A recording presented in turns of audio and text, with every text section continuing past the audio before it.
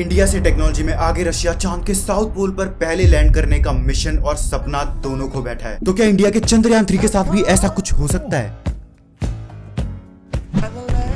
Finger crossed. चांद के south pole पर ऐसा क्या है, वहाँ जिस भी कंट्री ने लैंड करने की कोशिश करी है वो फेल हुई है, चाहे वो इंडिया का चंद्रयान 2 हो या फिर रशिया का लूना 25। इनफैक्ट यूएसए तो वहाँ 2025 तक सीधे एस्ट्रोनॉट को ही भेजना चाहती है। ये वाला फेल नहीं होना चाहिए क्योंकि इंसान दांव पर है, लेकिन वहाँ पर अभी तक कोई भी लैंड नहीं किया है, जिसका मतलब वहाँ पर पहुँचने से कई सारी नई डिस्कवरीज हो सकती है और कई मिस्ट्रीज का खुलासा होगा और चंद्रयान 3 ऐसा करने वाला फर्स्ट मिशन होगा। और शायद जब तक आप इस वीडियो को देख रहे हो तब तक चंद्रयान 3 सक्सेसफुली लैंड कर भी चुका हो। हेलो जी ग्यासू पीपल्स, हमने पिछले महीने चंद्रयान 3 को लॉन्च किया था और हम एक स्लो फ्यूल एफिशिएंट वे से चांद के बहुत ज्यादा नजदीक आ गए हैं। ये नजदीकियां इतनी है कि अभी लैंडर अलग होकर लैंडिंग स्पॉट को एनालाइज कर रहा है और चांद की फर्स्ट इमेज भी इसने खींची है और ये 23 की शाम मून के साउथ पोल पर लैंड करने वाला है। हम इतने कॉन्फिडेंट क्यों है कि ये लैंड करेगा ही करेगा? क्योंकि हमसे आगे टेक्नोलॉजी में रशिया फेल हो चुका है। देखो, इसके पीछे का रीजन है हमारे इसरो का इतना ज्यादा कॉन्फिडेंट होना, जहाँ पर इसके टेस्ट को कई बार किया गया है और हमारा मिशन है साइंस को टेस्ट करना और ये देखना कि हम कितने कैपेबल हैं। और फिर ऊपर से ऐसे स्टेटमेंट्स की अगर हमारे सेंसर्स में भी इस बार कोई दिक्कत आई तब भी चंद्रयान 3 लैंड कर जाएगा। ऐसे स्टेटमेंट्स कॉन्फिडेंस को लाते हैं और रशिया ने करीब 47 इयर्स बाद हमारे चंद्रयान 3 के मिशन के वक्त ही अपना मिशन इसलिए भेजा क्योंकि रशिया अपने राइवल्स यूएसए जैसे देशों को मैसेज देना चाहता है, दिखाना चाहता है कि रशिया यूक्रेन वॉर के वक्त भी वो साइंस और स्पेस को लेकर कितने ज्यादा एम्बिशियस है। पर इतने साल बाद लॉन्च किया तो शायद जनरेशन बीतने की वजह से एक्सपीरियंस खत्म हुआ हो और आज लूना 25 कम्युनिकेशन खोने के बाद रॉन्ग एस्टिमेशंस लगाने की वजह से गलत ऑर्बिट में चला गया और फिर अनफॉर्चुनेटली मून के साउथ पोल पर क्रैश कर गया। वहीं इसके आगे के प्लान मिशन में शायद अब चेंजेस हो। रशिया लूना 25 के बाद 2024 और 2025 में बैक टू बैक लूना 26 और लूना 27 भेजने वाला था,